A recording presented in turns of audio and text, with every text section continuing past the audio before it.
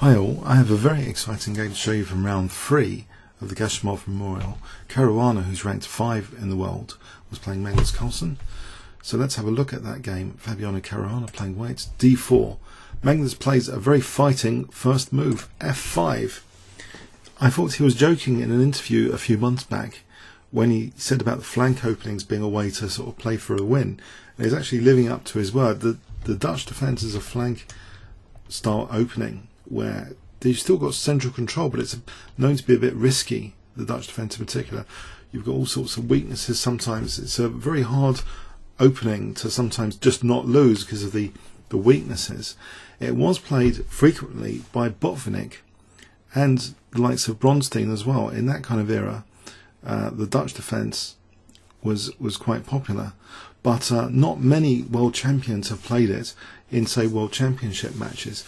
So Magnus did have success though with Vichy Anand the last time he played it against Anand. So this was another test of this opening. G3, knight f6, bishop g2, and now we have a signal that's going to be a Stonewall flavour, this e6 to get this kind of Stonewall, but in a particular move order, c6 before d5. That's a little finesse here, because we see after c4 the Stonewall with d5 might be a little bit risky, because white could consider c takes and then force e takes, and we have this backward pawn here. The move order Magnus uses is actually c6 first. So there's a way of constructing the wall in the right order. c6, knight f3, and we have this classic Stonewall. And yeah, there's some standard plans for white which has evolved over the years, because clearly the dark squares are weakened. Usually white wants to get rid of this. For this guy, this is a standard plan, for example. Swap off the dark square bishops, dominate the dark squares after. The strategy is quite well defined, and it's not so tactical. Perhaps it's more like strategic, but it looks as though, you know, black is offering severe weaknesses potentially. So let's see. White castles, bishop d6, wants to challenge that e5 square, b3, and then we have the idea potentially of bishop a3 to swap off this dark square bishop, leaving black with horrendous dark square weaknesses. We see queen e7, which puts a dampener on this plan, and even if white wants to try and push through with a4, which is a popular livebook move, black could still be resistant a little bit. Or here, this has been played before. Well, at least he will get that b4 square. This kind of thing. Black gets the b4 square in any case. So maybe that's it's not such a big deal. But okay, let's go in the game. Queen e7, and white didn't actually play for bishop a3. White played bishop b2. So bishop b2 is the most common move actually. Bishop b2 rather than a4. And now we have b6, so this bishop is often a problem bishop. It can deploy here or here, potentially. Knight e5, and it actually goes to b7 here. Knight d2, and black castles. There doesn't appear to be anything majorly wrong with black's position. It is a very fixed pawn structure, not so fluid. White seems to have a mighty bind on the e5 square. We have rook c1. Now some queenside play actually, a5. So what is this about? Well, maybe a4 in the future, but also knight a6 is interesting for knight b4 potentially. Okay, so we have e3, and now knight a6 is played, and it's quite a nuisance position actually. Black doesn't seem to be doing that badly here. We're still in a position which has been played nearly 30 times before. There's 27 games in livebook with queen e2, even from this position. For example, like this, knight e4, this kind of thing. And it seems if we reach this kind of position, white should be okay if he keeps the tension. If he or she keeps the tension with white, it should be a fairly balanced position. But even here, you know, it's interesting. In this standard approach to the position, it's interesting to consider if c takes, how black could actually end up being slightly better here. It's actually difficult for white to handle the queenside play. For example, a4 knight b4, we've got bishop a6, and even though the pawn structure is symmetrical, it's unpleasant, it seems, a little bit for white. So that's very interesting that now we have this kind of novelty move, knight b1, and we're kind of out of live book now. That's the end of live book really after this, knight b1. Because you think if that was the plan earlier, it should have been followed through with a4 if the plan was bishop a3 earlier. So what's the knight doing back on b1? In fact, Magnus volunteers his dark square bishop, which many Stonewall players would be very cautious about. He actually gives it up in this particular position. He's got knight b4 perhaps in response to bishop a3 later. D takes knight e4. So here, a move like bishop a3, there's knight b4 supported by the a5 pawn, and the knight's quite aggressive here. White doesn't really want to give up his light square bishop, and his king's going to be weak if he gave up his light square bishop there. He actually plays queen e2, and now a4. It just seems like an excellent position in many respects here for black, even after giving up the dark square bishop. Knight c3 is played. And there's a clear weakness now. This b3 is a clear weakness. Black plays a takes and then just attacks it. Queen b4. Following through perhaps with knight c5 to give a choice. So knight takes e4 was played here. And Magnus keeps the pawn structure symmetrical. D takes e4. But like the other position mentioned with a symmetrical pawn structure, it seems black is slightly better here in this symmetrical pawn structure. This knight could head for d3 as well as hit b3, but the b3 pawn is an issue here which white has to deal with, and tactically, but it leads to a simplification now. We see the move queen c2 inviting a major simplification through some forcing moves, but it seems black has a very pleasant endgame transition from this moment on. From queen c2 we see knight c5 hitting b3, so white forces an endgame transition to not be material down with bishop c3. Queen takes, knight takes, rook b1 getting the pawn back, that b6 pawn. If rook a3 bishop b4 for example, so the knight goes back, rook takes b6, but now we have knight a4, just simplifying. Black could have also considered this one as well as a way of simplifying to get a pair of rooks off. Does that make a big difference? Well, okay, let's see the game. Knight a4 here with both rooks on. It's still quite nice. The rooks are coming off anyway after rook e7. The rooks come off here. Rook fe8. White doesn't want to do anything here apart from get the rooks off. So rook takes, rook takes. But this endgame transition, yes, it seems very, very tricky for white. What does he do about this knight? If he plays rook c1, there's knight e2 check. Splat. So black, in the meantime, is going to just use this default. He's already got a square for his king as well. There's no back row issues. King can crawl out. Potentially his rook, potentially get to use the d file here now. So it seems entirely pleasant for black. The bishop's hemmed in for a moment.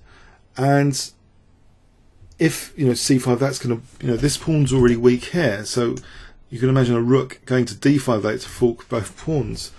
In fact, here rook d8, we see bishop f1 as though the bishop might be liberated one day, but black closes that bishop up, imprisons it with c5. This seems an entirely pleasant position for black, and white hasn't given any major issues for black to worry about throughout the course of the game, it seems. Black just seems to have got a very nice endgame here. Rook a3. Probably this is an inaccuracy, maybe trying to bail out to simplify more with rook a5 like this and hoping for the best. Knight d1 here, check, hoping for this sort of position. Would have been white's best sort of chance. Pardon me, rook d6. This kind of position, I think white's okay. Going a bit far here, but we can get potentially a rook and pawn ending. That's the point with rook a5. But rook a3 was played, and it seems as though now Magnus is able to coordinate his rook and knight to advantage here. He plays actually knight b1. So there's already an idea of rook d1 followed by knight d2, just using the pin. Seems a bit unpleasant. Rook a1 is played. Now here, knight d2, and we have bishop e2 as though rook d1 is going to come up. Not rook d1 there, because knight f3 check. That would have been winning the rook. So bishop e2. But Magnus forces another transition now into a rook and pawn ending with a kind of what I call a fawn pawn on f3. He plays knight f3 check. Still a very, very pleasant endgame position now. Even this simple looking rook and pawn ending is in black's favour, believe it or not, because of this advanced pawn. It's tying down the rook to the first rank, and white tries to make some space for his king. h3, giving h2, but h5 now, and potentially to follow up with g5 and g4 to lock in the king. So white tries to energize his king with a temporary pawn sack, g4. But Magnus doesn't accept this pawn sack, or he gets the good bits, leaving out the bad bits. He plays f takes and then closes out the king from g3, a crawl to g3 like this, by playing h4. And yeah, black's going to protect this pawn with g5 later, and the king's kind of locked out of the game.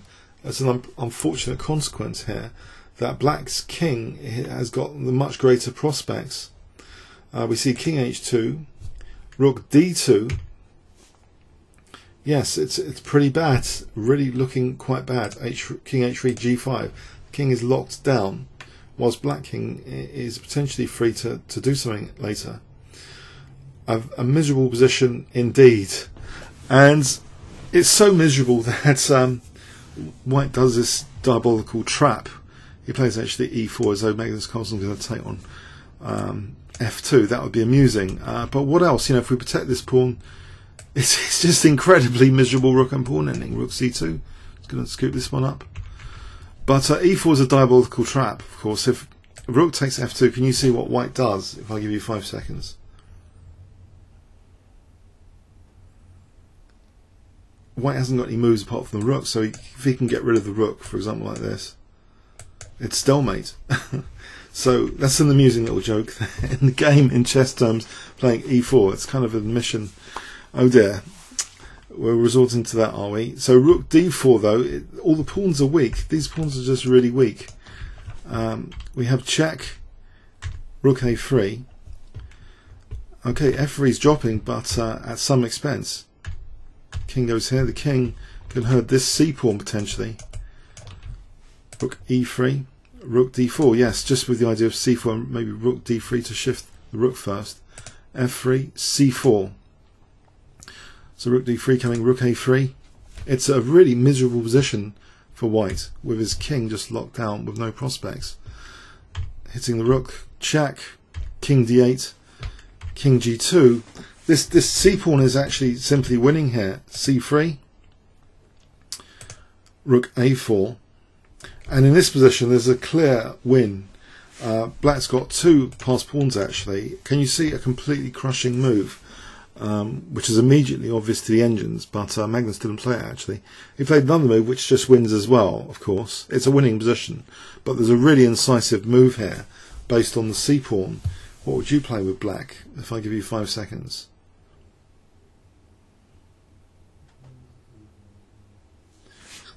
Okay, just rook d7 with the idea that the rook can go to c7 after c2 if rook c4.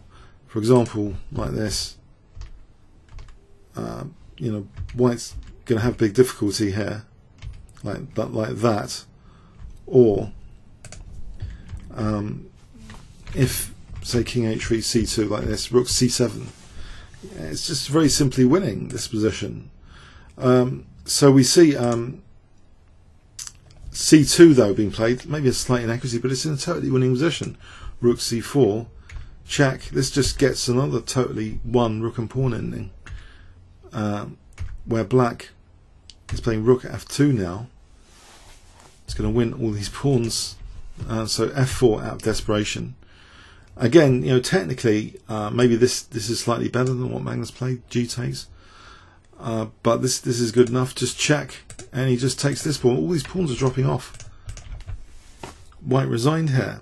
An incredible game. It just, again, it's like Magnus has made chess look really easy, but behind the scenes, he's just played a very controlled game. Didn't really seem to give White anything to do. White's dynamism was virtually nullified. In fact, Black's queenside play led to a slight weakness on b3, which led to a very comfortable endgame transition, which Magnus revelled in because, not least, the White king was kind of always a prisoner in this game. The pawn sacrifice, Magnus just said, okay, I'll take all the good bits of that and leave you with the bad bits, i.e. the king locked down and just weak pawns. And endgame just very pleasant for Black to play. An incredible game. It just seemed to bypass the middle game. Someone on Reddit said recently about an endgame expert, I think it's Muller, being Wisening world champion, and I replied, well, before the endgame, the gods have placed the middle game. It's a famous quotation. But in this game, it seems, what middle game was there? It was this middle game where you think, okay, Black's got dark square weaknesses, but then we have this endgame transition, and Black's just lands himself into winning rook and pawn ending eventually. Incredible stuff. It's just like chess made to look really quite easy when you follow Magnus Carlsen games. Incredible with the black pieces as well. Okay, I hope you enjoyed that one. Comments or questions on YouTube. Thanks very much.